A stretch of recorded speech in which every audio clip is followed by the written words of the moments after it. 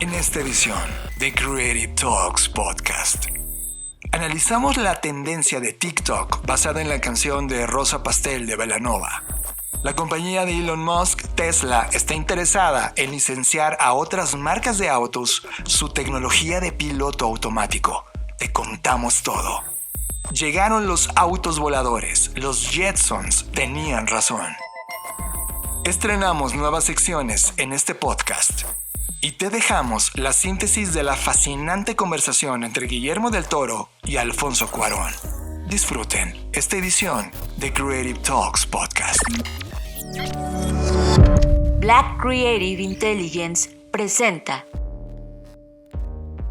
Hola, bienvenidos a Creative Talks Podcast, el podcast donde hablamos, John, ¿de qué? Creatividad, innovación, diseño, futuros y negocios. Les damos la bienvenida y hay mucho que vamos a hablar en este episodio. Estamos cambiando la estructura. John trajo algunas ideas que ya les iremos compartiendo, así que sin más, les doy la bienvenida. Estamos viviendo la disrupción más grande de la historia de la humanidad, una en donde la creatividad y el desarrollo tecnológico son el centro de una revolución que lo cambiará todo, y tú la estás liderando. Bienvenidos a esta ruptura del espacio-tiempo llamada Creative Talks Podcast. Creatividad, innovación, diseño, negocios y futuros. Con Fernanda Rocha y John Black. Un podcast de Black Creative Intelligence presentado por Blackbot, Black School y Black Bull. Creative Talks Podcast. Radar. Activamos el radar de tendencias de Black Creative Intelligence y te traemos la tendencia que más llamó nuestra atención. Radar en Creative Talks Podcast. Bueno, pues como ustedes sabrán, yo soy una persona que constantemente está revisando las redes sociales, no tanto como consumidor o usuario de ellas, sino más bien como observador de qué es lo que está pasando en el mundo digital desde un punto de vista mucho más antropológico y más cultural. Y pues seguramente a ustedes también les pasó que estas últimas semanas hay un trend en TikTok que se conoció como el trend Rosa Pastel, dado a una canción de Belanova, que por cierto yo no sabía, pero Belanova ya tiene 41 años, o sea, ya estamos grandes. Y a mí me encantaba Belanova. Sí, a mí también. Ese disco en particular me parece uno de los discos de electropop más icónicos de los tiempos que viví, y en español me encanta ese disco. Está súper bueno. Bueno, en ese disco hay una canción que, como ya dijimos, se llama Rosa Pastel, y las personas en TikTok comenzaron a usar la parte de la canción que dice: todo acabó, no queda más, seremos dos extraños. Sobre todo ese pedacito de canción. ¿Para qué? Pues para reflejar una realidad bastante dura que estamos viviendo en la actualidad, y es cómo, pese a que tú tengas sueños, y aquí quiero resaltar, pese a que tú le eches muchas ganas, porque vivimos como en una cultura muy de lechaleganismo, pues aunque le eches todas las ganas, el sistema y la situación actual, el contexto económico, político y social está tan desgastado y tan complejo que a pesar de que tú le eches todas las ganas, pues tienes que verte obligado a echar por la borda tus sueños, cualquiera que estos fueran, pues porque el sistema, como lo acabo de mencionar, no facilita las mismas oportunidades para todas las personas, ¿no? Y pues ¿de qué nos habla esto? No es gente que tuvo flojera para conseguir lo que quería, o como que dijo, ay ya, qué hueva la vida, ¿no? O sea, la mayoría de los videos, al menos todos los que yo vi, y vi bastantes videos para poder hablar de esto en el episodio, eran personas, o son personas, sobre todo jóvenes, que están entre sus 20s, 30s, en donde pues estudiaban, tenían una carrera, no solo me refiero a una carrera, una licenciatura, sino una carrera ya sea que fueran deportistas o que fueran pues en alguna profesión, siendo consistentes. Pero a pesar de esa consistencia, a pesar de que algunos de ellos habían ganado incluso premios de la juventud o habían tenido reconocimientos de emprendimiento, etcétera, pues años después de ese momento, o sea, hoy en el presente, no están haciendo eso, no están logrando su sueño y ahora están en la precarización laboral, ¿no? Muchos trabajando en el Oxxo o siendo repartidores de Rappi o haciendo limpieza. Y no quiero que se entienda que estos trabajos están mal, no estoy diciendo eso.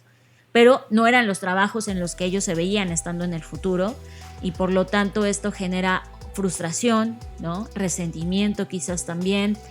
Y pues en la mayoría de los casos esta tristeza y nostalgia de haber tenido que renunciar a lo que realmente querías. Y a mí, con esta situación, se me vienen muchas preguntas a la cabeza. La primera es, ¿qué estamos haciendo las generaciones que vamos un poco adelante en términos de años? Es decir, nosotros que ya estamos 30, 40, para facilitar el camino de los que vienen. Y por otro lado, sí entender que hay factores sociales, económicos y políticos que están haciendo que las cosas se vuelvan más complejas. Por lo tanto, si hoy en el 2023 estamos viviendo esta situación, mi pregunta es ¿qué nos espera en los siguientes 10 años, ¿no? Al paso que vamos en un escenario tendencial, parecería que pues se va a agravar, va a haber más personas y por lo tanto menos oportunidades, todavía menos de las que hoy hay, y esto no va a ser más que agravarse porque además estamos hoy teniendo cuestionamientos sobre la educación, sobre si es suficiente, sobre si incluso hay quien pregunta si es necesaria, no en el término de estudiar, sino es necesario que siga tal cual, ¿no? Entonces hay muchas cosas y la razón por la que trajimos esto al podcast es porque uno, es una tendencia que está ocurriendo, pero que además nos está mostrando cómo también las redes sociales están sirviendo para el desahogo. O sea, ya no las redes sociales son solo presumir la vida bonita que tienes y los viajes y todo eso que también existe, sino ahora este contraste y este lado B que además es mucho más real que el otro, a qué se están enfrentando estas generaciones. A mí, Fer, cuando me enseñaste, porque tú lo que haces es ves TikTok, a veces en el momento previo a dormir, como que tu cabeza lo encuentra en una zona de descompresión y de repente lo usas, ¿no? Y yo estaba acostado al lado de ti y escuchaba esta canción de Rosa Pastel y en mi cabeza me imaginaba un escenario distinto al que luego me enseñaste. Creo que al tercer día me dijiste, John, ve lo que está pasando, y me enseñaste estos videos. Recuerden que yo ya no tengo TikTok, yo ya ni siquiera tengo instalado TikTok en mi teléfono móvil. Entonces eso me llevó a un punto, Fer, a inicios del 2000. Recuerden que en este podcast hemos hablado varias veces lo que pasa con esta generación millennial y que es considerada una de las generaciones más quemadas de la historia. Pero ahora mismo están los centennials comenzando a escalar la distinta actividad económica y en este momento evidentemente algunos egresados ya de prepas o de universidades comienzan a estar en esta generación y empiezan a toparse con esa realidad. Yo me acuerdo en el año 2000 yo estudié tanto en la UNAM como en el TEC de Monterrey. El TEC de Monterrey es una universidad privada, la UNAM es la máxima universidad pública de este país donde vivimos, que es México. En el TEC de Monterrey, el rector nos daba en aquel entonces, en el año 2000, un dato que se me quedó en la memoria para siempre. Y dijo, 8 de cada 10 estudiantes que terminan su carrera no se dedican a lo que estudiaron. Y en ese momento en mi cabeza era como, espera, qué estupidez. O sea, dedicar 5 años de tu vida a estudiar una licenciatura y que 8 de cada 10 hagan dropout, es como de, ay, me voy a dedicar a otra cosa. A mí me parecía absolutamente incongruente. Era como, entonces, esos 8 de cada 10, ¿para qué estudiaron lo que estudiaron? Y evidentemente lo veía desde el privilegio, por el simple hecho de terminar una carrera. Si vemos la ecuación, era 1 de cada 100, ¿sabes? O sea, es 1 de cada 100. Y de ese 1 de cada 100, 8 de cada 10 no se dedican a lo que estudian. Desde ahí yo ya tenía claro que lo que estaba pasando con la educación era algo que no estaba obedeciendo a lo que ese mundo del año 2000 estaba pidiéndole al mundo. Era como, a ver, ¿estudiaste tal cosa? No te necesito que hagas esto. Y terminaban haciendo eso, haciendo a un lado lo que habían estudiado originalmente. La revista Expansión, que es una revista de negocios, evidentemente hace un par de días analizó el fenómeno de esta tendencia y puso datos sobre la educación, Fer, que voy a dejar sobre la mesa.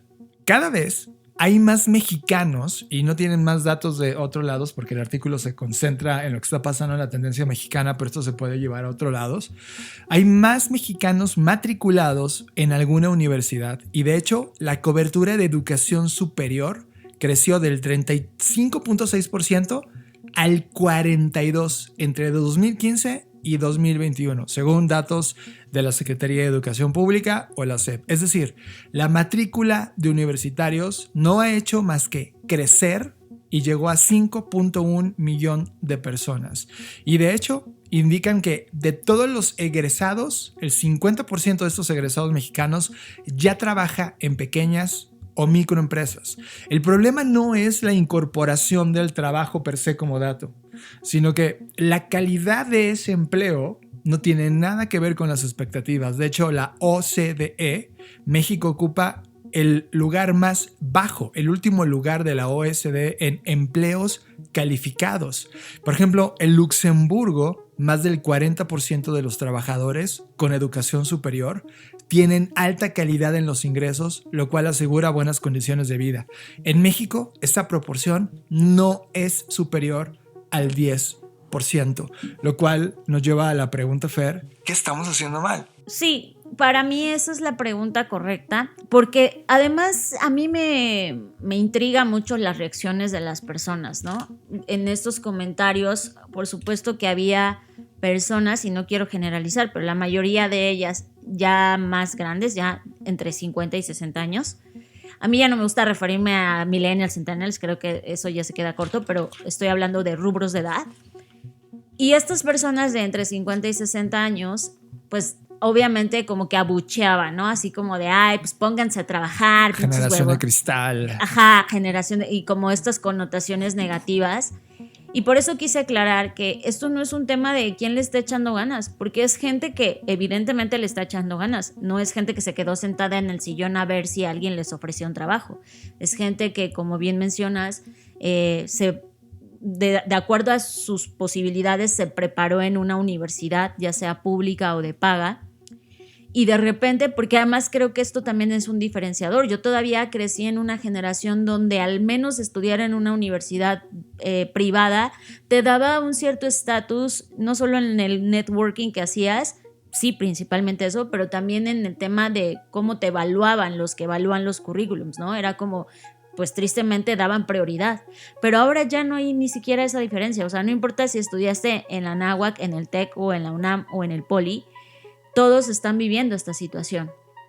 Entonces ya no es un tema de, o sea, esta promesa que las universidades tenían de darte un sello, que ese sello es el que realmente te cobran cuando te cobran una licenciatura, ese certificado de que estudiaste en esa escuela, pues ya no es tan válido. O sea, realmente ya no importa, porque al final del día, y yo lo comparaba con, esto es como el juego de las sillas. Yo no sé si en sus países, pero en México, en las fiestas de cumpleaños, se hacía juego de las sillas, en donde había 10 personas y 9 sillas. Por lo tanto, una persona se quedaba sin silla y perdía el juego, ¿no? Y así se iban quitando las sillas, pero siempre había menos sillas que personas.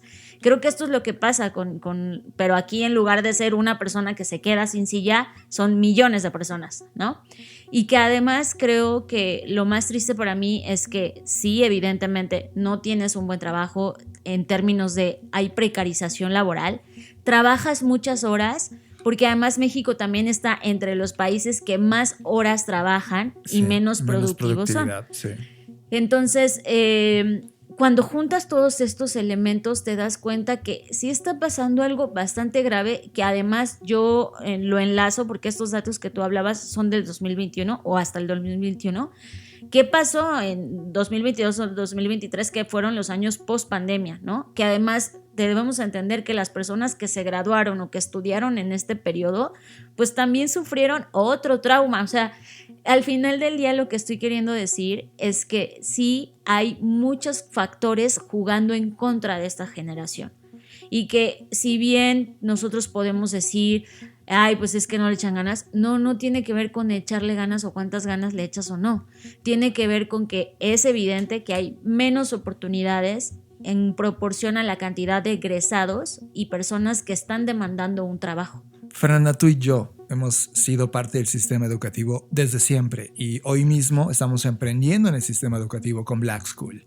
La lectura que tenemos de esto, y es un tema que siempre traemos casi cada 5 podcasts, viene este mismo tema de la educación, viene con un dato adicional. Tú y yo sabemos que la escalera social se detuvo. O sea, es esta promesa que tuvieron tus padres de terminar una licenciatura y te va a ir bien en la vida, te la transfirieron a ti, por eso tú fuiste a la escuela y ellos el regalo más importante que nos dieron nuestros familiares fue vete a estudiar. Claro. No hay más, no nos cedieron nada, no hubo nada, no hay propiedades, no hay contactos, no hay una clase social acomodada. Lo único que nos dieron fue una escuela que ellos consideraban que era buena y que era lo que podían pagar y casi siempre fue gratuita o pública, ¿no? Al menos esa es mi formación. Sí. El ir al TEC de Monterrey fue una ruptura para mí, fue un pensamiento disruptivo al interior de mi familia y casi acabo con la economía familiar por atreverme a eso, pero son casos que nadie se puede permitir en el status quo social en este país. Sí. Por lo tanto, cuando tú tienes una base educativa gratuita y la promesa de la escalera social era pues sigue siendo picudo, sigue echándole ganas, termina tu carrera y luego estudia algo adicional, aquí hay un dato en México muy particular. México es uno de los lugares donde hay más sobrecalificación. Significa que la gente, al no encontrar un acomodo en el empleo, lo que hacen es estudiar algo más. Un diplomado, una maestría, un doctorado, algo que los sobrecalifique. Pero eso no significa que al estar sobrecalificado vas a encontrar un empleo, porque el 38% de los empleados que hoy están trabajando no tienen estudios, es decir, ¿no tienen estudios?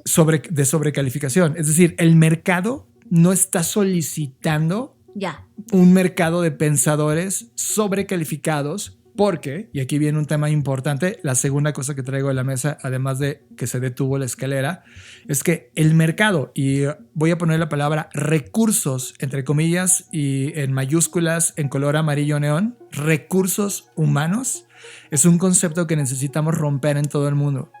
Recursos, Fer, es algo que puedes utilizar, reemplazar, explotar, sustituir e inclusive invertir de forma más barata para obtener un resultado final, como el mercado capital funciona. Recursos humanos es lo que hoy, cuando volteamos a ver el departamento encargado de si entras o no en esa compañía, lo hace el departamento de recursos humanos.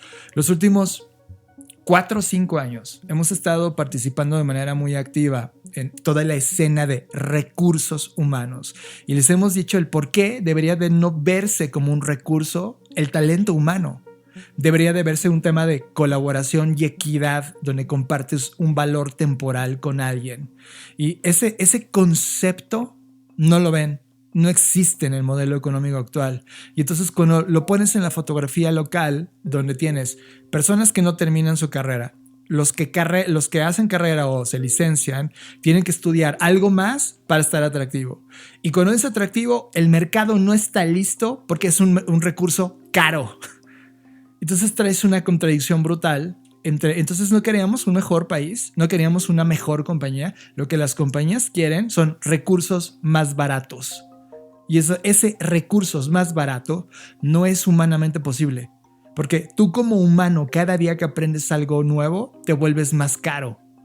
Es decir, adquieres más experiencia, más conocimiento. Por lo tanto, tú como recurso, eres un recurso caro. Por lo tanto, no era la manera correcta de medirlo. Esto que está pasando con la generación Centennial, que se están topando con que esos sueños y proyectos que tenían en un mundo que les había prometido. Ojo, Fer, nació esta generación con internet. Esta generación nació con la plataforma de contenido más potente de la historia de la humanidad. Y de repente en el mercado te dicen, no, pues no nos alcanza para pagarte. Estamos interesados por algo más barato. Está siendo una contradicción brutal. Y creo que el saber que esta generación se expresa a través de TikTok para decir entre broma, entre la naturaleza de la plataforma, entre burlarse de ti mismo, de a qué sueñas cuando... hay una frase que odio de México, es ¿a qué le tiras cuando sueñas mexicano? Esa frase me hipercaga porque se aplica en toda América Latina, de oye, pues yo sueño alto, cabrón, yo le tiro alto. Y de repente cuando ves estos videos te das cuenta de una generación que simplemente está aceptando como una queja risueña, no como una queja contundente de que hagamos un cambio y se me ocurren algunas ideas. Solo es una queja tiktokera, lo cual todavía me hace sentir un poco que antes, cuando volteabas a ver las revoluciones más importantes de la humanidad, se generaban en esa juventud que estaba exigiendo un salto. Esta generación no está exigiendo un salto, está poniéndole una foto, un video de 30 segundos, un meme a una queja que me parece importantísima en términos sociales. Pero es que justo con eso quería cerrar. O sea, yo creo que todas las formas de expresión son válidas y todas las formas de reclamo son válidas y cada generación está encontrando la suya. Hubo una generación que lo encontró en las calles, hubo una generación que le costó la vida. O sea, también creo que debemos analizar la historia y cómo las juventudes han perdido fe, no solamente en el sistema, sino en cualquier tipo de institución. Entonces, yo sí creo que el no salir a las calles no significa que sea más o menos válida una queja o un reclamo. Para mí esta es otra forma y al final del día creo que esto está tan grave que incluso ya no te queda fuerza o ya no te quedan ganas para salir a marchar a la calle y exigir tus derechos, y que creo que eso es el acabose de todo esto, porque el que y se entiende, o sea, porque no es que trabajes 5 horas, trabajas 10, 12 horas al día. Además te enfrentas a un sistema de movilidad, al menos en México, que es súper precario también, en donde tienes que cruzar la ciudad y aventarte 3, 4 horas de ida y 3, 4 horas de vuelta. O sea, cuenta las horas, a qué horas te queda para salir a marchar. El día que tienes de descanso, lo que quieres es eso, tumbarte a descansar porque ya estás con el ánimo en el suelo, con las fuerzas en el suelo, ¿sabes? Yo sí empatizo en cómo está sintiéndose esta generación y empatizo su forma de reclamar y de exigir, que podríamos decir que es más o menos válida. Para mí es igual de válida, no porque estén en una red social significa que no es válida.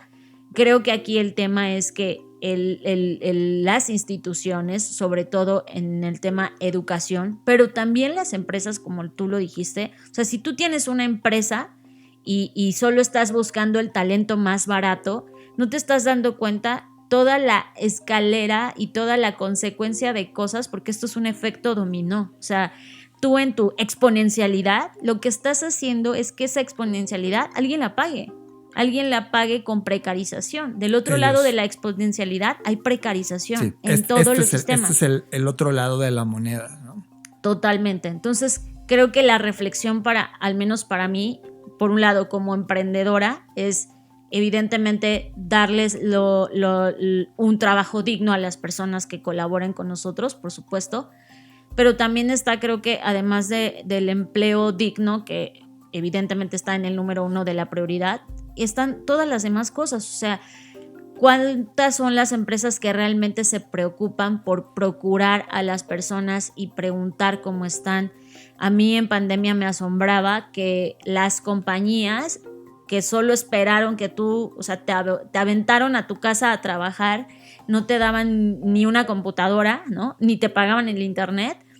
Y todavía o sea, como que todavía en su descaro, porque para mí fue un descaro, se atrevieron a no preguntarte cómo estabas y qué necesitabas. O sea, para mí ese era... Y acabó la pandemia y ahora te están obligando a regresar sin haberte preguntado qué quieres. Exacto. Entonces es como...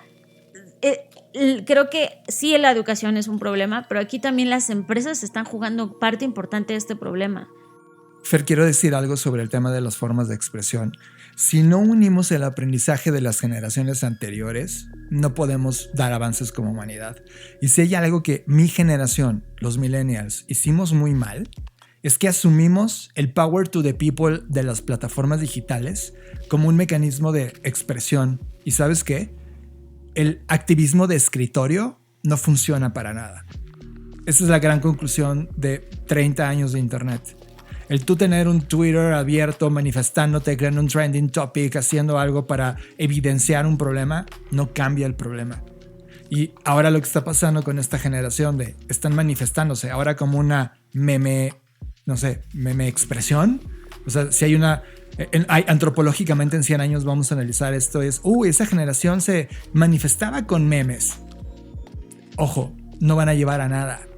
Y peor aún, lo que hablamos en el episodio anterior de este podcast, una industria en particular, Hollywood, amenazada en este momento por la automatización, por la IA, por justamente la regulación de trabajo, la regulación tecnológica, y de repente ahora traes este meme en América Latina que está hablando de exactamente lo mismo, pero sin radicalización, sino meme expresión. Y me está diciendo un poco la temperatura de cómo esta generación está viendo, y tú me lo dices, está cansada, desgastada y prácticamente inhabilitada de recursos para poder manifestar o hacer su voz sonar de otra forma. Y eso a mí me preocupa porque si ya perdimos la generación millennial, o sea, hoy los millennials tienen de 35 años para adelante, muchos ya tienen hijos, ya son parte del sistema, ya se volvieron en ese modelo que el sistema le encanta tener para ya no dar un salto arriba. Estas generaciones jóvenes están siguiendo los mismos pasos y eso a mí me conflictúa en la mente porque es como, esta historia ya la vi. Y no creo que vaya a pasar si nos deja de estar en el territorio TikTok de solo manifestación memética. Es que visto desde ese punto de vista, entonces también, o sea, yo creo que nada es general. O sea, no podemos decir, no sirvió y entonces no sirve de nada. Claro que ha servido, o sea, claro que ha servido las redes sociales para manifestar y reclamar y se han modificado cosas, o sea... pero siempre ha habido personas que empujan eso, ¿no? Y que lo transforman en leyes y en cosas que sí se pueden legislar. Pero sí creo que en algún lado deben hacer. Pero más allá de eso y clavarnos en esa conversación, o sea, yo lo que quiero agregar y que viene a colación con lo que dijiste sobre Hollywood, es que sí mi temor es que esto empeore porque además del problema que ya existe, se va a ver afectado por la automatización, que ya está pasando, por ejemplo, en las industrias creativas, en las agencias, ya muchos community managers y estas posiciones pues están siendo reemplazadas ya porque la empresa o la agencia contrató no sé qué sistema de IA, entonces ya puede hacer copies, ya puede administrar redes sociales de manera automática o automatizada, entonces creo que ya se está viendo, ¿no? Entonces cuando sumas eso a este problema, ¿no? Por ejemplo, yo pienso en las personas que están en el Oxxo trabajando, ¿no? O sea, el Oxxo ya está implementando estas cajas de autocobro, que esa es otra historia, luego hablamos de eso, y no veo que realmente un Oxxo se quede de la noche a la mañana sin cajeros, pero sí veo que de poco en poco está desplazando los trabajos, eso es un hecho, ¿no? Entonces, pues esto es algo que tenemos que tener en la mente y que, insisto, esto trasladado a acciones, porque obviamente la queja está, pero esto trasladado a acciones es cada uno de nosotros qué podemos hacer para mejorar estas condiciones. Tú me decías en la semana una frase poderosísima, que quejarte y agradecer son dos puntos distintos de una postura de vida. Agradecer sería, tengo vida, estoy vivo, sirve mi cerebro, mis manos, mis pies, mi cuerpo, como para hacer algo. Quejarte es solo evidenciar algo e imposibilitar tu capacidad de creación. Vamos a meter las manos al lodo, Fer, en este podcast. Y vamos a meternos a fondo en esto para ver qué ideas se nos ocurren, que ya hemos platicado y que no están en un guión ahora mismo, pero podemos llegar a ellas. Quien nos esté escuchando probablemente es una persona que ya tiene una vida diseñada, ya vive en esa vida, ya se graduó hace décadas y está viviendo una vida profesional y probablemente no es esa vida profesional que había imaginado cuando tenía 15 años. Pero al mismo tiempo puede que alguien nos esté escuchando que ahora mismo está decidiendo sobre ir a una escuela, sobre estudiar una licenciatura o no. Y tú y yo planteamos este escenario, por ejemplo, cuando hablábamos de Bing. Bing es un storytelling de ficción que hicimos hace como 4 o 5 años, Fer, donde planteábamos un concepto que era Never Graduate School, la escuela que nunca te gradúas. Y de ahí comenzaban a salir conceptos como estos conceptos de seguir estudiando todo el tiempo y actualizándote y dejar Lifelong de ver. learning. Lifelong learning. Entonces, primer postura en la mesa. Cualquier persona de cualquier edad que esté escuchando este podcast, de cara al mundo que viene, el mundo económicamente hablando, tecnológicamente estresado, etcétera, etcétera, etcétera, tu primer postura es lifelong learning, es decir, las habilidades y conocimientos que tienes el día de hoy, ahora cómo puedes conectarla con otros campos de dominio que ames explorar. O sea, tampoco es un tema obligatorio estudiar, no sé, ingeniería cuando tú te dedicas a la administración pública. Pero si eso te apasiona y lo conectas, probablemente en esa conexión y en esa exploración de nuevos campos, estudios, etcétera, puedas encontrar una nueva simbiosis, un mashup de actividad profesional continua. Y por ejemplo, para nosotros queda muy claro que la creatividad, y en todo lo que hemos hablado sobre el futuro del trabajo, etcétera, creatividad y resolución de problemas como este que estamos hablando hoy se convierte en una habilidad importantísima para los futuros. Entonces, en eso deberías estar comenzando a invertir tu tiempo, tu talento, en esa exploración de habilidades nuevas. Muchos están hablando hoy que, por ejemplo, ir a las licenciaturas, estudiar una licenciatura ya no funciona. Y en parte estoy de acuerdo y en parte no. De acuerdo, por ejemplo, en el campo de las humanidades, totalmente, pero en el campo de las ciencias, o sea, imagínate que eres un médico y no te gradúas, yo nunca te pondría a ti mi salud, Sí, porque claro, necesitas un certificado. Opérame el corazón y no terminaste pero la es que licencia. yo estudié viendo videos de YouTube, confía en mí, ¿sabes? Sí. Entonces, ahí hay un debate importante sobre en dónde vamos a depositar el valor de lo que los humanos sabemos hacer. Mira, y con esto quiero cerrar porque hay otros temas que vamos a hablar, pero para mí, cuando un estudiante o una persona que está eligiendo ahora mismo su carrera me dicen, entonces ya no tengo que ir a la escuela, no, sí ve, para mí ir a la escuela no solo se trata de lo que te enseñan, para mí ir a la escuela se trata, incluso esas materias que nunca usaste o que crees que nunca usaste, porque nunca usaste el trinomio al cuadrado perfecto y dices, ¿para qué me lo enseñaron? Hoy, yo antes también creía eso, pero hoy me doy cuenta que todas esas cosas que se enseñan en la escuela no es para que hoy hagas cálculos de trigonometría en tu trabajo, es para que tu cerebro genere conexiones que de otra forma no generaría. Es como cuando ponen a los niños a sumar las bolitas en el ábaco. Quien me está oyendo esto sabe que el ábaco ya no se usa, pero cuando te ponían a hacer cosas manuales que tú dices, pues, ¿para qué esto? Es para que, pues, es justo para que hagas conexiones que de otra manera sería muy difícil que tu cerebro hiciera. Entonces, para mí es, ve a la escuela no con la mente de que eso, como ya lo vimos, porque eso sí es una realidad, no con la mente ni con la ingenuidad de que eso te va a garantizar un trabajo. Ve a la escuela con la mente de conectar todas las cosas posibles. Eso para mí sería, yo no estoy diciendo que la gente deje de ir a la escuela, porque una cosa es ir a la escuela y otra cosa es aprender y estudiar, que son 3 verbos y 3 acciones totalmente diferentes. Entonces, si tienes la oportunidad, ve a la escuela, no la desaproveches, porque además hoy es un privilegio poder estudiar y hoy es una revolución poder estudiar, ¿vale? Entonces, si tienes la oportunidad, ve a la escuela. Si no tienes la oportunidad de ir a la escuela por las condiciones económicas que también se entienden, entonces no dejes de aprender. No necesitas ir a la escuela para aprender, que ese es el segundo punto. No necesitas ir a una educación formal para aprender. Lo que sí necesitas en cualquier condición, yendo a la escuela o no yendo a la escuela, es consistencia.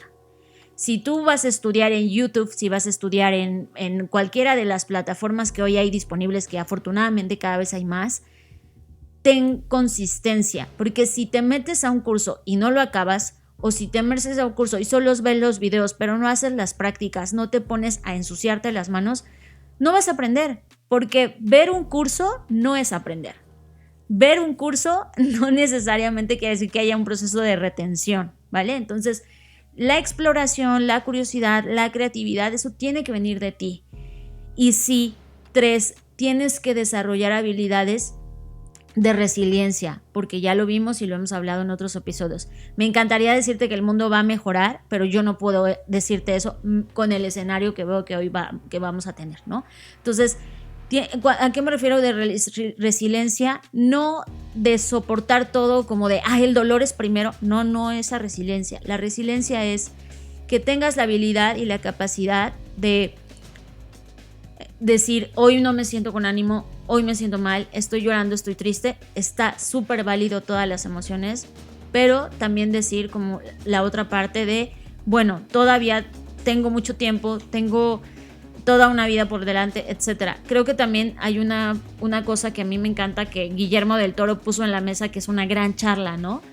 También hay otro fenómeno. Cuando eres joven sientes que si a los 20 no lo estás logrando, te frustras un buen. Y creo que ahí sí todos hemos pasado por eso, ¿no? Donde dices, pero es que fulanito ya logró esto y yo no he logrado nada. También tente paciencia. Creo que eso es una gran cosa en términos de cada persona va a su ritmo con las posibilidades que tiene. Entonces, es que este mundo te puso a competir, Fer. Ese es el problema, que el mundo te hace sentir que como no estás en un crucero tomándote una piña colada, entonces no eres válido y no eres valioso y lo que haces no está bien, ¿no? Sí. Entonces es como también tener paciencia de ven dónde estás, o sea, ven dónde estás. Creo que también nos falta un poco contextualizar esto, es decir, a ver, ¿dónde estoy? Realmente en qué situación estoy.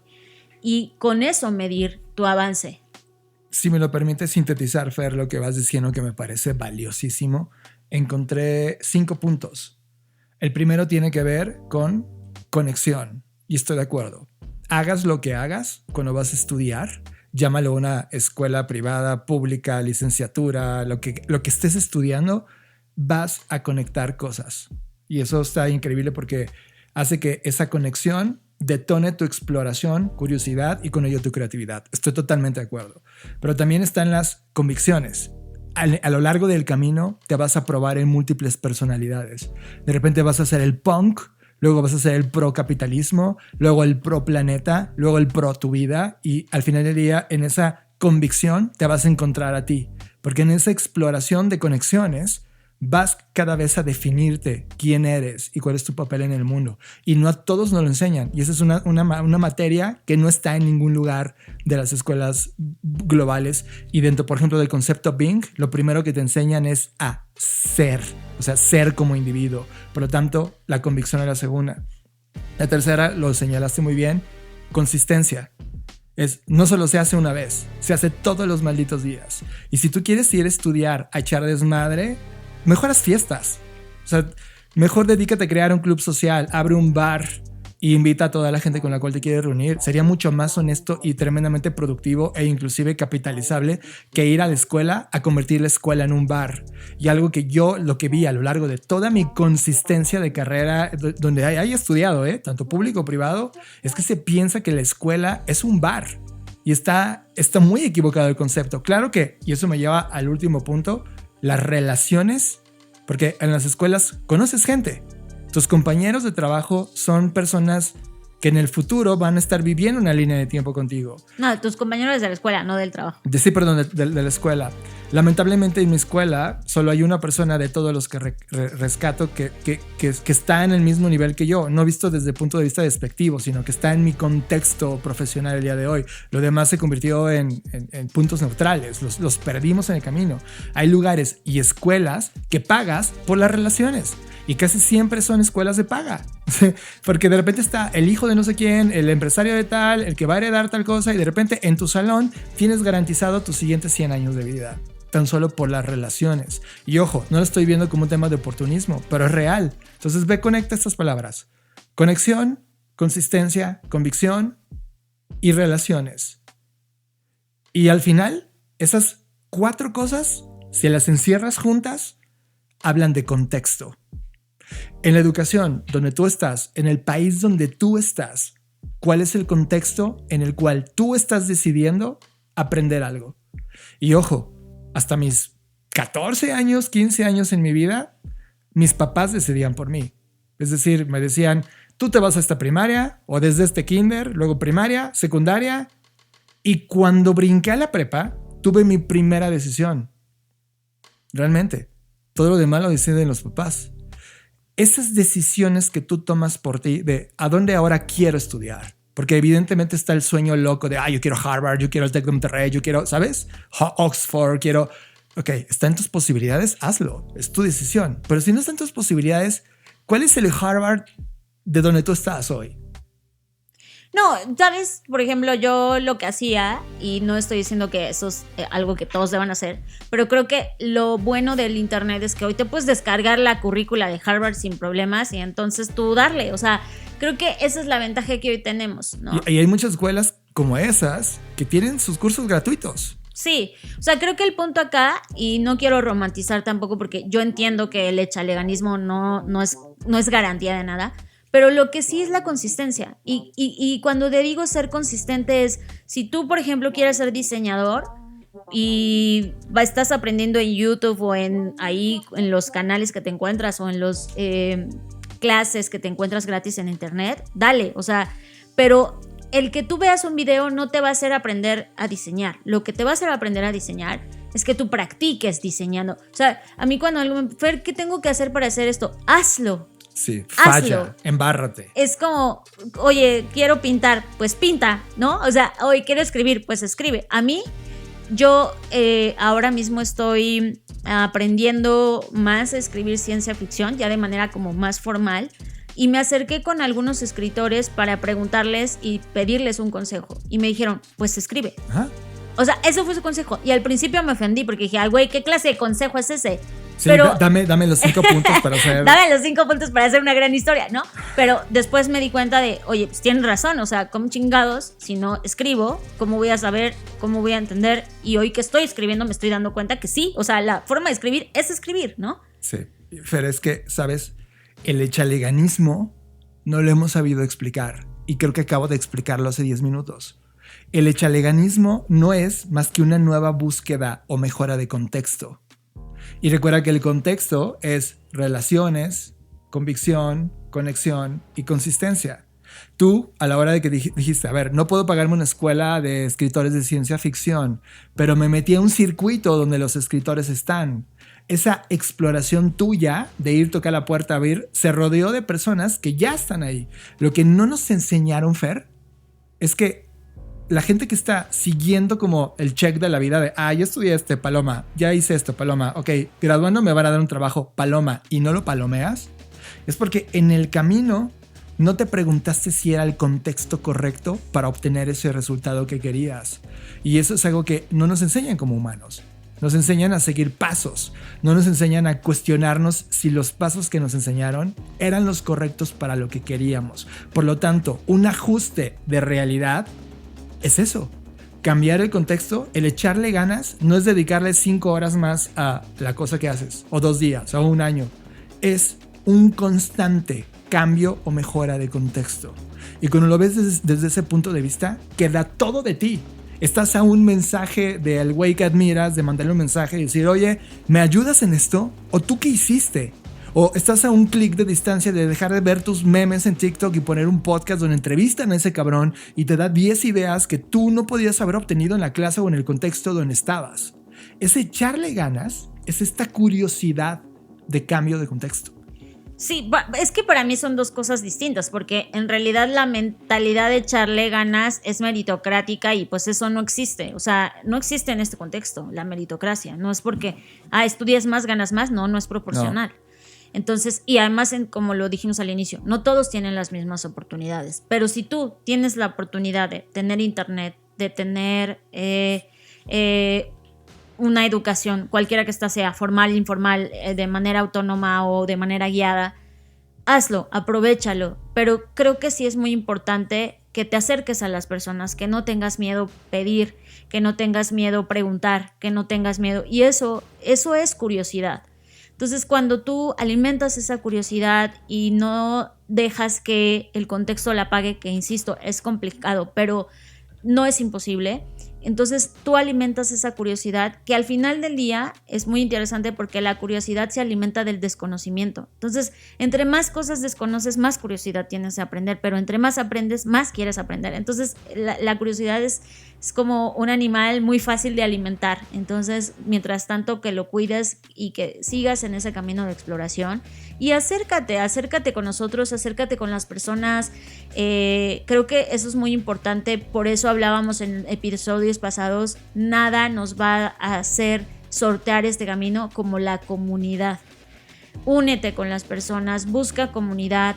Nosotros, por ejemplo, en la BCI tenemos un chico que es súper joven, creo que es el más joven de la comunidad, ¿no? Y él justo decía, es que a mí a veces no encajo con mis compañeros, ¿no? Y él busca una comunidad donde hoy estamos personas que le doblamos la edad en la comunidad, pero él se acerca. Entonces creo que es un gran ejemplo en donde busca cuál es tu tribu. Intenta reunirte con personas que están buscando lo mismo que tú y creo que juntos, o sea, eso sí creo que juntos sí podemos hacer más fuerza y hacer más resiliencia. Y además siempre tener a alguien al lado te ayuda para que en los momentos en los que todo se va a la mierda, porque sí pasa, esa persona está contigo, ¿no? O ese grupo de personas. Y creo que con esto cierro, con la comunidad. Una cosa son las relaciones, que las relaciones la veo más en un tema, pues no quiero decir que transaccional, pero sí en un tema de intercambio de un beneficio. Pero la comunidad creo que es esa gente que está ahí sin un interés de intercambio alguno, sino genuinamente acompañar, ¿no? Entonces, pues eso es lo que yo quisiera agregar. Me encanta, yo solo cierro con una frase que me han dicho y se ha cumplido. Si eres el más inteligente en la sala, busca una mejor sala. Y déjame traducirlo. Si hoy tú hiciste un video de TikTok o te identificaste con ese video de TikTok de Rosa Pastel, significa que lo que tienes ahora enfrente de ti es la realidad. Ahora voltea a ver tu contexto. No seas complaciente con gente que no eres tú. A veces por complaciente, ¿cuántas veces te dijeron en el salón de clases, Fer? ¡Uy, la matada! ¿No? Porque tú no estabas siendo complaciente. Y es como, es que yo sí quiero aprender más, güey. Perdón por leer el libro, güey, pero a mí me encanta esto. Me encanta aprender. Y tú, si no quieres venir a aprender, pues ve a hacerlo en otro lugar, güey. O saca 6 y la logras. No seas complaciente con la gente con la que sabes que tú eres más inteligente que ellas. Y no estoy diciendo que seas grosero con ellos, sino que compórtate a ti mismo, trátate a ti mismo y trata de llevarte a la siguiente sala. Cuando eres el más inteligente en la sala, es porque estás en la sala equivocada. Estás escuchando Creative Talks Podcast con Fernanda Rocha y John Black. Fer, y ahora vamos a estrenar una secciones cortas dentro de Creative Talks Podcast. Casi siempre lo que hacemos es mucho profundizar y me encanta. O sea, ahorita ya pasamos casi 40 minutos hablando de un trend que pareciera insignificante cuando lo ves en TikTok, pero que representa en la lectura de ese trend mucho de lo que está pasando en términos sociales. Y dejamos atrás secciones como Light, que también nos llenan de energía en nuestra vida y nos reímos muchísimo y nunca las llevamos a Grape Talk Podcast. Y este es uno de esos momentos. Es el espacio, Fer, donde tomamos la espada del futuro para ver mucho más allá de lo evidente. Y para hacerlo, lo que hacemos o lo que vamos a hacer en esta sección es que cada vez que nos topemos con algunos datos que son como tendenciales de algo, vamos a tratar de encontrar cuáles son nuestras visiones de ese futuro y más allá de lo evidente. Comienzo a ver algunas señales, Fer. Tesla, y perdón por hablar de Elon Musk, sé que nos enoja a todos, algunos de ustedes también, pero Tesla acaba de dar los resultados de este trimestre, segundo trimestre fiscal de 2023, y rompió récords de crecimiento con 47% en las ventas totales de la compañía, obteniendo 20% de crecimiento en sus ganancias, es decir, fueron $2,703 millones, lo que en este trimestre generó Tesla. Y traigo dos señales en la mesa. La señal número 1, evidentemente, o la señal 0, es que le fue muy bien en este trimestre. La segunda es que Elon Musk anunció que va a licenciar su tecnología de conducción autónoma a fabricantes de automóviles. Yo casi te puedo asegurar que ese fabricante inicial es Volkswagen, porque sostiene una relación bastante grande con ese grupo y de hecho se han prestado autos mutuamente para entenderse y hablar de tecnología. Así que esa foto, si no la logras ver, es que mañana en el auto que tú estás manejando probablemente sea licenciado por la tecnología de autopiloto o full self driving de Elon Musk. Y la segunda, el negocio de los supercargadores de Tesla está creando ya un ecosistema justo como Apple lo está haciendo. Estas dos señales que estamos viendo me dan una perspectiva de que si bien los datos de Tesla hoy son de crecimiento y dentro del segmento de los autos es la compañía más valiosa del mundo, Fer, se está perfilando a que nadie lo va a poder bajar. Mira, Es que luego me escriben comentarios de, es que ¿por qué siempre le llevas la contra a John? Discúlpenme, personas, discúlpenme que yo lleve siempre la contraria. Lo siento por no pensar igual que John. Pero, mira, yo creo que esto es parte de que Elon Musk y la estrategia de Tesla de haber sido uno de los primeros le está jugando a favor. Pero, al mismo tiempo, también creo que esto, con los problemas que ha habido de los cargadores, la incompatibilidad, o sea, esto es una guerra de a ver quién se apodera del mercado y eso me queda claro, pero también es una estrategia de magnates. O sea, el hecho de que hoy Elon Musk se esté peleando con Facebook a golpes. Eso. No, es que eso quiero decir. Eso, quieras o no, influye de manera positiva y negativa en las marcas que ambos representan, tanto Cierto. Zuckerberg como Elon Musk. Cierto. Entonces, estamos viendo la parte económica de la compañía, que ojo, o sea, una compañía de producción es más que el líder que la hace. Que siento que sobre todo una compañía de producción es más las personas que producen que el director de la compañía, ¿sí? Y siento que esas personas también en algún momento se van a revelar porque van a venir nuevos problemas para el tema de producción. Por ejemplo, hoy lo veo en México. En México están en todos lados noticias, tanto en Monterrey como incluso aquí en Querétaro, donde estamos, que Querétaro también se dedica a la maquila de automóviles. Y de naves aeronaves. Entonces, están muy contentos porque supuestamente Tesla va a abrir un montón de vacantes que tienen que ver con la producción de los vehículos. Sí, pero también debemos pensar que Elon Musk y Tesla y todas sus compañías están trabajando en la automatización. Entonces, tarde o temprano, todas estas personas van a perder sus empleos. O sea, ahorita es un boom de que vamos a contratar miles de personas, pero siento que va a venir un rebote después de, ahora vamos a correr miles de personas, como recién pasó en la tecnología, ¿no? Entonces, cuando vemos estos ciclos, yo sí creo que en el futuro la guerra ya no va a ser de quién hace el mejor vehículo, como lo es hoy. Hoy la guerra en el mercado de los vehículos no es quién hace el mejor vehículo, digamos que la industria del automóvil se fue partiendo en hacer vehículos asequibles, vehículos familiares, vehículos de acuerdo o conforme a las necesidades de las personas. Entonces, por ejemplo, hoy no hay un vehículo, o sea, no hay una mama van eléctrica. ¿Me explico? ¿Por qué? Porque todavía no llega el performance y el rendimiento ahí. Pero yo no veo que Tesla se va a convertir en el número uno. Hoy es el número uno por las condiciones dadas del mercado. Pero cuando Apple o otra compañía se incorpore, quien sea, no estoy diciendo las que siguen, incluso las chinas que hoy se están abriendo camino en los pequeñitos vehículos, yo siento que ahí va a haber un montón de dispersión del mercado.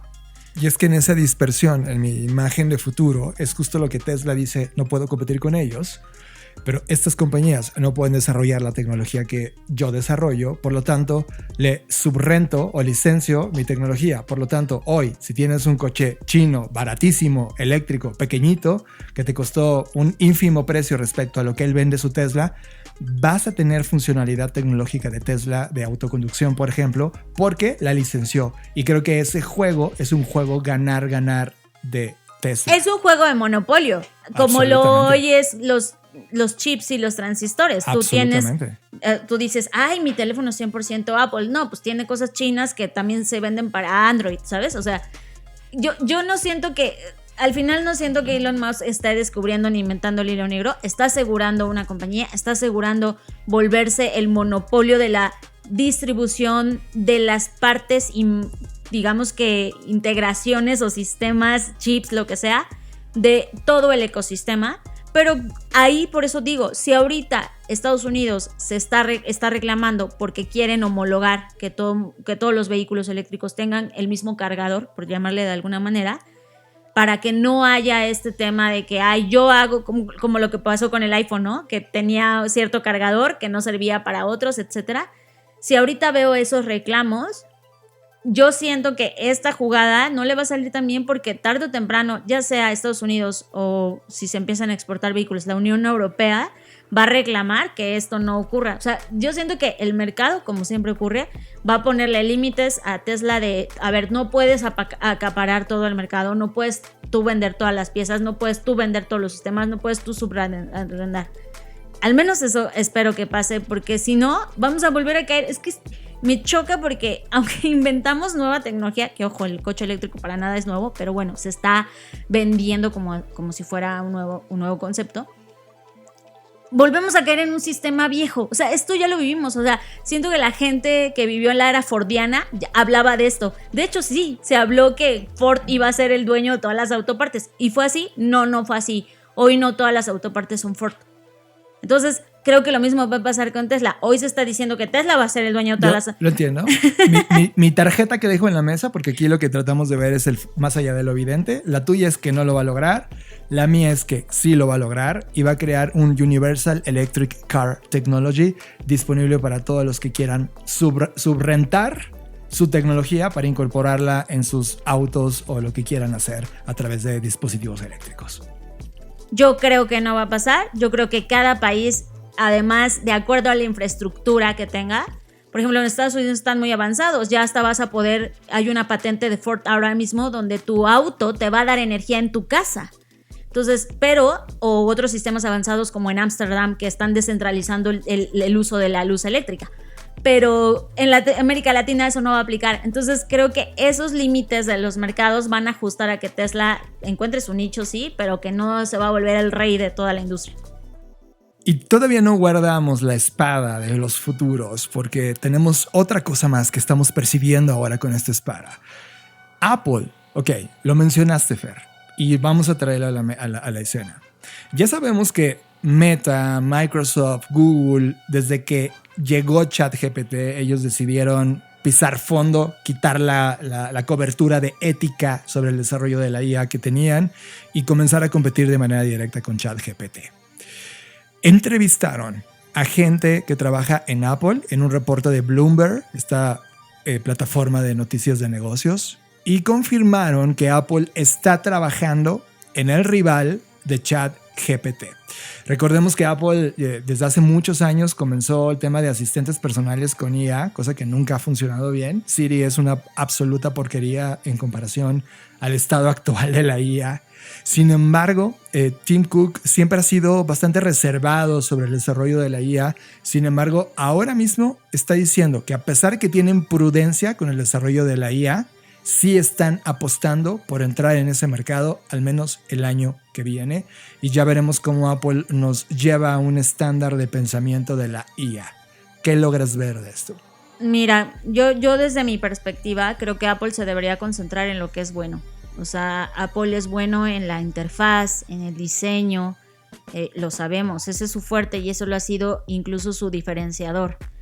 A excepción de que le vaya a agregar esto a la inteligencia artificial, yo no sé si realmente pueda competir conforme está hoy el mercado. O sea, ayer toda la noche estuve usando BART porque es de las que menos había usado. Yo estaba más con Bing y con ChatGPT. Y me sorprendió que BART está mucho más avanzado porque sí está conectado a internet. Entonces, si tú le haces preguntas de, no sé, a mí yo le hice algunas preguntas de casos recientes, de qué opinaba de noticias de esta semana y me dio resultados versus, obviamente, la versión gratuita de ChatGPT, pues te dice, ay, no estoy conectado a internet, a menos que lo pagues, pues ya. Entonces, a lo que voy es que estos sistemas ya tienen mucho avance y bastante información y la infraestructura, que además sabemos que no es ni barato ni fácil educar o etiquetar toda esta información. Entonces, yo más bien si fuera Apple me enfocaría en darle una mejor interfaz, porque eso sí, la interfaz hoy de todos es la misma. Una pantalla está horrible, ¿no? Que bueno, tampoco hay mucha ciencia, o sea, es un chat, ya está. No sé, a eso voy. No sé cómo podría mejorar a nivel UX o UI esta experiencia. A mí se me ¿no? ocurren 3,000 ideas. No, o sea, yo lo sé, pero no sé si Apple podría, o sea, hacer eso. Yo lo que haría si fuera Apple es enfocarme en eso, no en esto. O sea, yo compraría o contrataría o subrendaría la tecnología que ya existe y me enfocaría en lo que sé hacer bien. Pero yo no sé, no soy Apple ni estoy adentro, no sé qué traen bajo la manga. pero creo que aquí ya no hay mucha diferencia entre uno y otro, al menos ahora en el estatus actual de las 3 principales plataformas. Para mí como usuario, un diferenciador sí sería que esto se integrara en una interfaz y se integrara, no sé, con mi Apple Plus, ¿sabes? Ahí es donde yo vería un área de oportunidad. Que es a donde yo voy. Mi tarjeta que pongo de cara a los futuros es, analiza lo que Apple tiene en la mesa hoy. Tiene su smartwatch, tiene su iPhone, tiene su computadora, tiene sus audífonos, tiene su banco. El banco lo pongo en subrayado neón, porque este es un tema importante para unir todo. Tiene su plataforma de contenido, tiene su plataforma de wellness o health, en el que inició con Apple Plus, dando estos contenidos de ejercicios que se conectaban a tu reloj. Y finalmente lo que el año vamos a tener, este es VR, AR, que evidentemente llega al mercado en 2024. En paralelo, lleva 10 años de desarrollo de su Apple Car y ahora su IA. Creo que el secreto es que Apple se convirtió en la primera compañía que entendió lo que hace 20 años hablábamos sobre el Internet de las cosas. Y va a convertirse en la compañía del Internet de las cosas. Apple se va a convertir en el verdadero Amazon, como decía, The Everything Platform, The Everything Company, porque va a estar metido como plataforma y ver las intersecciones de todos estos ecosistemas para brindarte todo lo que significa vivir. Tú, Fer, en el podcast pasado decías algo tremendamente potente que lo traigo a esta visión. Ya no es la lucha por la atención, es la lucha por tu vida. Y creo que cuando volteas a ver a Apple y esta noticia de IA, cuando la conectas con el resto del ecosistema Apple, evidentemente evidencia esa frase que tú dijiste.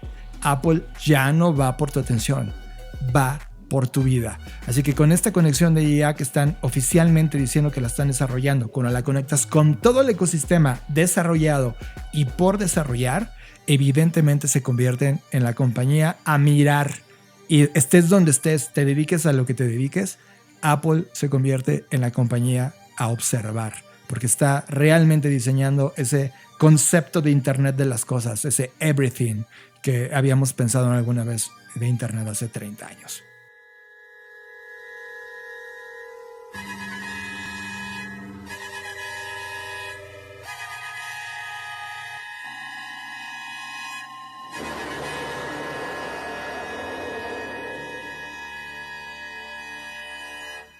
Estás conectado a Creative Talks Podcast con Fernanda Rocha y John Black. Y llegamos a una última sección. Bueno, todavía faltan 2, pero de las que son rápidas. Tú y yo, dentro de la cultura pop, y a lo largo de toda esta semana estuvimos como jugando y le pusimos la cultura pep, con E como pep. Y dentro de esa cultura pep hablábamos justamente que alguna de las series que habíamos visto de niños era esta, Misterios sin resolver. Y de repente comenzamos a bromear como, oye, ¿y si abrimos una sección de misterios sin resolver, de cosas que estén pasando en esta línea de tiempo? Y esta es la primera que vamos a hacer. ¿Qué pasó con WeTransfer, Fer? Mira, yo no sé tú, antes de conocerte, antes de que naciera esta relación entre los dos, yo amaba WeTransfer. Es una compañía que nace en el 2009 y que tenía una promesa súper interesante en ese momento que nadie estaba cumpliendo bien, que es: quiero mandarte archivos pesados hasta cierto límite. Creo que el límite eran 2 gigabytes, lo cual en ese momento, en 2009, era como, ¿quién va a mandar cosas de más de 2 gigabytes? Evidentemente funcionaba. Y lo más interesante es que caducaba. O sea, tú mandabas la liga y creabas esta como momento de descárgalo o nunca te lo vuelvo a mandar. O sea, creabas esta oportunidad. Y luego la interfase, lo que hizo WeTransfer es que se convirtió en un espacio para comunicar cosas. Mientras estabas en la interfase, en el fondo había lanzamiento de música, había marcas que habían entendido muy bien ese intercambio de tiempo y habían hecho cosas increíbles. Había reportajes, conocí bandas de música, directores de cine, cosas increíbles que ocurrían en la economía creativa, y abracé WeTransfer. Y luego se movieron a plataformas como Paper, que yo uso y que ahora estoy pensando en hacerme a un lado. Paper es esta como suerte de libretitas. Sí, libreta que tú podías... digitales. Ajá, increíble, crear un paste, collect, y WePresent, que estaba dirigido a la economía de creador. Y de repente, en pandemia, cuando todo debió haber explotado para ellos en términos de uso e intercambio de datos, archivos, gente loca conectada en internet, simplemente se apagó. no es que no esté funcionando el día de hoy. O sea, si hoy te metes a WeTransfer, sigue. Sin embargo, por ejemplo, el gobierno de la India prohibió WeTransfer por temas de seguridad. O sea, prohibió ya, eliminó WeTransfer de sus plataformas, de su internet indio. Ya no existe WeTransfer. Y de repente, cuando empecé a buscar más sobre la plataforma, me topo con una cosa. Yo ya dejé de usarlo. Hoy yo uso Google Drive, lo cual satisface mis necesidades de archivos. Y tiene meses, sino años, que no voy en WeTransfer. Y además hay otras opciones. Entonces, ¿qué pasó con WeTransfer? Yo sí lo usé, pero honestamente siempre, por ejemplo, cuando WeTransfer estaba en su mejor momento, yo usaba Dropbox. Y a mí Dropbox me gustaba mucho más porque sentía que tenía un orden más específico, ¿no? Y además tenía mucho que ver con mi perfil. Y WeTransfer era, como tú dices, como shots de ahí te va la liga y luego ya se desaparecía. Y a mí eso me chocaba porque era como, güey, no, porque luego quiero volver a usar y tengo que volver a subir el archivo. Entonces para mí era un caos. Yo por eso usaba Dropbox. Y de hecho ahorita Dropbox ya tiene hasta un tema de inteligencia artificial para ordenar tus archivos y qué sé yo, ¿no? Yo tiene años que no uso WeTransfer, a menos que me mandaran a mí un WeTransfer, pues ya lo tenía que utilizar. Pero ya lo vemos como cuando las cuentas tienen Hotmail, ¿no? Sí, ya es como, bueno, pues no sé, a lo mejor sí hay quien sigue utilizándolo. Yo creo que ahí lo que pasó con WeTransfer es que ya cuando surgieron todos estos servicios en la nube, cualquiera que sea, ya sea que esté conectado a un gran sistema como lo es Google Drive con Google o OneDrive con Microsoft o el que sea, creo que ahí es donde ellos ya no tuvieron como mucho a dónde hacerse, porque pues ellos no tenían toda una plataforma de mailing o no sé, o sea, como conectarlo con otras cosas. Y si bien lo intentaron y lo hicieron bien, por ejemplo, con Paper, a mí algo que me chocó de Paper es que al inicio tú podías descargar como muchas libretitas, eran como canvas o templates en diferentes formatos. Estaban increíbles. Luego ya no pudiste, o sea, si te descargabas todas ya se acabaron, o sea, ya no había más que descargar, no era algo que se estuviera alimentando. Nosotros intentamos colocar nuestro Creative Planner ahí y nunca lo aceptaron en Paper. Pero no solo a nosotros, o sea, ya no aceptaron ningún proyecto, Nada, ¿no? Sí. Como que se detuvo. Ajá, entonces creo que allí hay un tema. Yo no sé hoy cómo estén sobreviviendo, porque por lo que entendía, antes tú podías subir tu archivo sin tener cuenta, ahora te forzaba a tener una cuenta, a registrarte. Aunque seguía siendo gratuito. Ahora te tenías que registrar. Te tenías que registrar, pero también abrieron el de paga. A eso voy, seguramente esa es tu forma de monetización, pero creo que hoy en día, en comparación con las demás, por ejemplo, nosotros como Blackbot, que ya tenemos la licencia de todo el sistema de Google para empresas, ya no tienes que pagar nada más porque va dentro de la mensualidad o anual que le pagas a Google. Se volvió no necesario. Ajá, esa es mi posición. Incluso, por ejemplo, muchos prefieren, no sé, cuando trabajas con empresas, pues las empresas también tienen sus propios sistemas de intercambio de archivos por temas de seguridad, ¿no? Por ejemplo, nosotros que trabajamos con transnacionales, ellos tienen su propio sistema que se hicieron a la medida de intercambio de archivos donde pues no puedes mandar por otro lado que no sea por ese, ¿no? Claro, y muchas compañías siguen bloqueadas. Por ejemplo, WeTransfer no lo puedes descargar. O sea, no puedes ni siquiera abrirlo. Y además, como tú mencionaste, Fer, las compañías como Google, por ejemplo, Microsoft, están ya incursionando o colocando la IA dentro del buscador. Entonces, de repente, yo la verdad soy muy ineficiente. En Mac, por ejemplo, es bien difícil buscar, la verdad, muy difícil. Y ahora con la IA, tú pones la palabra clave y lo que hace es que busca de manera eficiente con IA, aprende de lo que mandas y lo que no mandas y te puede encontrar de manera mucho más eficiente un archivo particular. A mí lo que me gusta, por ejemplo, es que con la IA tú puedes, por ejemplo, de un documento que está en PDF y que a lo mejor escaneaste, por lo tanto no es legible, con el sistema de reconocimiento de texto, ya puede leer y encontrar incluso en un contrato, en un tal, exacto, una palabra exacta. Entonces sí ayuda mucho hoy en esa parte de los sistemas de IA. Por supuesto traen a cambio de tu información, ¿no? Sí, a cambio de tu, sí, sé todo de ti, hasta los contratos que firmas. Claro. Pero WeTransfer no ha dado señales de nada de eso, o sea, no. Pues, se quedó como en un limbo, ¿no? Parece ahora, que WePresent me encanta, porque como dices tú, no, pero sigue pasando. Siguen lanzando el reporte donde puedes conocer creadores, creadoras, artistas, un montón de cosas que a lo mejor de otra forma no te encontrarías o sería complicado encontrarlos. Eso me gusta.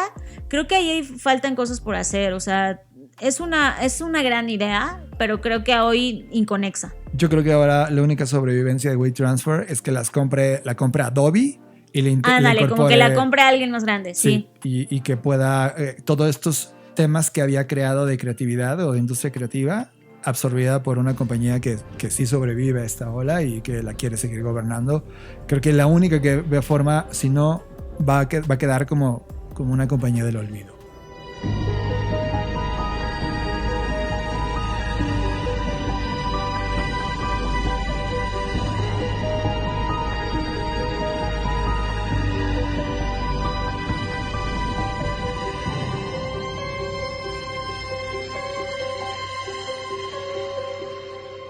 Estás procesando Creative Talks Podcast con Fernanda Rocha y John Black. Y llegamos al fin de Creative Talks, pero no sin antes, Fer, colocar un nuevo momento en este podcast, que es este. El momento Jetson. Y ya lo explicamos, lo fan que somos de los Jetsons y de este cómic que compramos en Bogotá, que fue que nos volvió a recordar con esta niñez que teníamos de los futuros animados en cómic, y estuvo increíble. Así que hemos decidido crear este momento Jetson como para acercarnos de cosas del pasado que nos prometieron que iban a ocurrir en el futuro. Y lo que queremos hablar el día de hoy es que los autos voladores ya están aquí. La industria los conoce como los eVTOL, que son estos aviones personales de despegue y aterrizaje vertical, y ya en este momento en Estados Unidos están siendo probados, si no me equivoco, por 3 compañías distintas: Aleph Aeronautics, que es la primera, la segunda es Joby Aviation, Doroni Aerospace, y ya hay una alemana que se llama Lilium, que ya está en esa carrera. Por lo tanto, los primeros autos eléctricos en términos comerciales, autos voladores, se van a poder comprar en el 2024, pero es hasta el 2025 donde estas 4 compañías ya van a estar en activo. De hecho, ya prevendieron algunos de ellos sus primeros modelos. A ver, el momento Jetson es no que están existiendo, porque ya venían existiendo. El momento Jetson es que ya fueron aprobados y certificados por la FAA en Estados Unidos, lo cual significa que ya tienen la aprobación para comenzar a funcionar, a volar. Así es. Y vamos a empezar comercializarse. Entonces, ese es el momento Jetson. No que existan, porque ya venían existiendo desde hace tiempo, ya venían haciendo pruebas. La noticia o el momento Jetson es que ya se pueden comenzar a comercializar y que los vuelos de prueba pues ya están certificados. Por lo tanto, ya es un gran avance, ¿no? Pero a mí, honestamente, me da como... Sonaba bien en los supersónicos y cuando yo lo veía decía, ay, wow, qué padre. Pero hoy con la conciencia que tengo digo, güey, qué horrible. O sea, ya de por sí tenemos lleno las calles de tránsito de vehículos y ahora vamos a empezar a llenar el cielo de... O sea, es como, neta, no tenemos límites, güey. O sea, es como que no una parte de mí dice, ay, qué padre por mi recuerdo de la infancia, pero una parte de mí, la del 90%, dice, qué horrible que ahora tengas que lidiar con tráfico aéreo. Digo, existen los aviones y todo eso, pero estos van a sobrevolar, o sea, las ciudades. De hecho, lo mostramos en el FBS anterior, en el 2020, como inclusive Uber ya había creado estos edificios donde realmente eran... como estacionamientos aéreos. Aéreos. Y como helipuertos. Uber eran helipuertos de coches voladores. Y justamente esa imagen que hablamos en el FBS que estaba ahora mismo siendo desarrollada, tiene razón, Fer, en el momento en que toca el mercado comercial, el que llega al mercado ese producto, se convierte en un objetivo de una promesa Jetson cumplida. Y ahora mismo estamos a escasos meses de empezar a ver en distintos países del mundo estos autos voladores con las regulaciones que ya atravesaron cada uno de ellos. Evidentemente, la primera industria interesada en esto, como te dije, son los air taxis, los taxis aéreos, como Uber, que ya tiene listo desde hace más de 7 años un proyecto para que cuando llegue este momento saquen toda su flota aérea, para que no únicamente te vayas en tierra como usamos los Ubers actualmente, sino que ahora también puedas tener esta posibilidad de irte por aire. Pero para mí esto marca el inicio de una agudización de la estratificación social. Ahora literalmente hablando, porque arriba van a ir las personas que pueden pagar el espacio aéreo, que pueden, porque no va a ser barato, y abajo van a ir los pobres, ¿no? Y siempre en esta estratificación donde abajo los pobres, arriba los ricos, se va cumpliendo en cada cosa y tecnología. Astro Boy tenía razón, debería haber otro momento que se llama el momento Astro Boy, cuando socialmente te das cuenta de que va a existir eso. Sí, eso, a mí eso me parece muy cruel, porque pareciera que va a ser un recordatorio de quiénes están arriba y quiénes están abajo. Siento que ahí vamos repitiendo, como lo dije hace rato, estos patrones, ¿no? Alguna vez en alguna reunión nos preguntaban cómo veíamos el futuro de algo y la respuesta que dijimos es que nos comportamos idéntico. Los humanos hemos sido los mismos, no importando en qué lugar de la historia estés. Lo único que cambiaba era la herramienta que utilizábamos para hacerlo. Y es exactamente igual, nos vamos a comportar igual, la misma estratificación, pobres y ricos, arriba y abajo, solo que con herramientas nuevas. Y una vez más estamos viendo que se va a cumplir. Y lo platicamos con los Jetson. Algo había ocurrido que a nivel suelo nunca te mostraron el mundo a nivel suelo. Claro, pero ahí no te mostraban clases sociales. Al menos yo no veía diferencias entre las personas que habitaban. Porque Seguro, nunca te dejaron ver más allá del mundo donde vivían ellos. Ajá, exacto. Como que ellos vivían bien, ¿no? Era una clase media alta sí. Y todos eran supuestamente igual, ¿no? Sí. Pero no te dejaban ver si abajo había personas muriendo de hambre, qué sé yo, no, eso no lo dejaban ver. Porque recordemos que los Jetsons se hicieron para auspiciar y comercializar el futuro que Estados Unidos quería que se llevara a cabo. Para los siguientes 100 años. Ajá. Por eso lo ponemos como momento Jetson. Listo, con esto llegamos al final de Creative Talks Podcast. ¿Qué te parecieron las nuevas secciones? ¿Qué te pareció el nuevo ritmo? Estamos haciendo como estas nuevas hipótesis del podcast porque queremos que nos divierta más por un lado, sin dejar de perder la profundidad de análisis que tenemos en algún tema en particular. Por favor, dinos cómo te sentiste en este podcast, qué te pareció, queremos leerte. Fue un placer tenerte. Recuerda dejar tus comentarios, escribirnos en redes sociales, suscribirte a la BCI si quieres formar parte de la comunidad de Black Creative Intelligence. No tienes que pagar nada, simplemente te tienes que registrar para saber más de ti y saber qué puedes aportar a la comunidad. Estamos trabajando muy arduamente, sobre todo John, en la parte de producción de contenidos, nuevos contenidos para Black School, así que mantente alerta. Síguenos en nuestras redes sociales, que ya tiene rato que no mencionamos, que es @BlackbotRocks en todas las redes sociales. No olvides que este podcast se emite cada semana y nos vemos en el futuro. Escuchaste Creative Talks Podcast con Fernanda Rocha y John Black, un podcast de Black Creative Intelligence, presentado por Blackbot, Black School y Black Bull. Nos vemos en el futuro. Black Creative Intelligence presentó. Ya tiene tiempo que no hacemos esto, pero para los que se quedaron, tengo una fascinante síntesis de la conversación entre dos de mis directores de cine favoritos mexicanos, Guillermo del Toro con Alfonso Cuarón, donde justo hablan un poco de los temas que abordamos en este podcast. Y todo mundo infaliblemente, en diferentes formas, existe a un nivel simbólico dentro de una comunidad.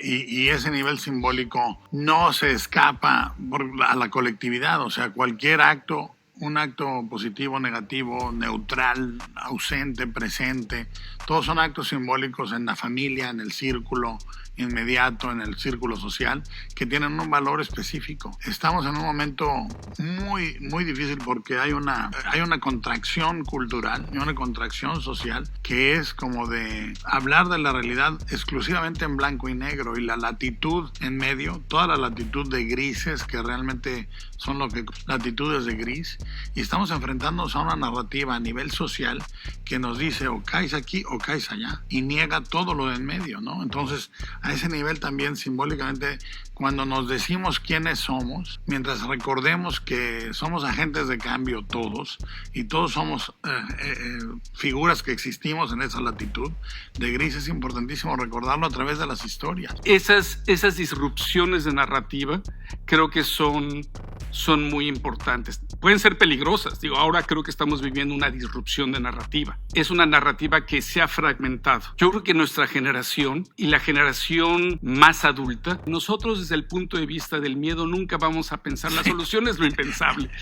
Y nosotros no Eso lo es vamos verdad. a pensar. Eso va a salir únicamente de una generación que sí está confrontándose una realidad, pero que está clara que es su vida y que es la posibilidad de esa transformación. Es más bien, yo creo que lo que es un acto de concientización, de decir, qué rompedero de madres hicimos. Sí. Pensando en los que vienen, ¿no? Sí, Qué pues, rompedero de madres, qué quemazón hicimos. O sea, realmente es más bien un acto de reflexión por ahí. Porque ahora No, tienen razón por qué tener miedo, cabrón. O sea, si dijeras eso, o sea, efectivamente. las estructuras sociales, la pandemia, todo esto. ¿Nosotros qué teníamos? Y fue una generación que vivió en el miedo. Sí, pero la voracidad, me asusta muchísimo el tamaño de la voracidad del poder ahorita. O sea, yo creo que es, fíjate, cuando se volvió el mundo, cuando pasamos de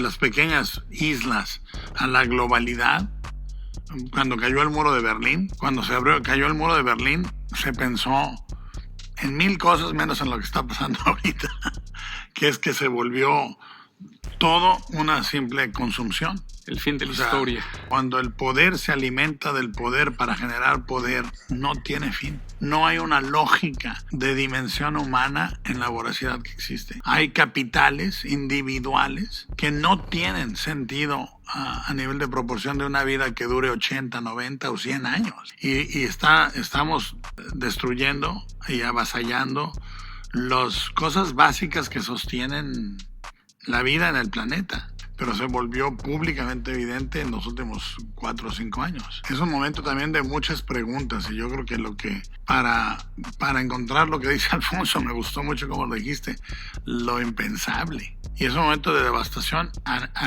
y de división. Se nos dice constantemente todo lo diferentes que somos unos de otros, por 1000 razones, raza, color de piel, cultura, lo que sea.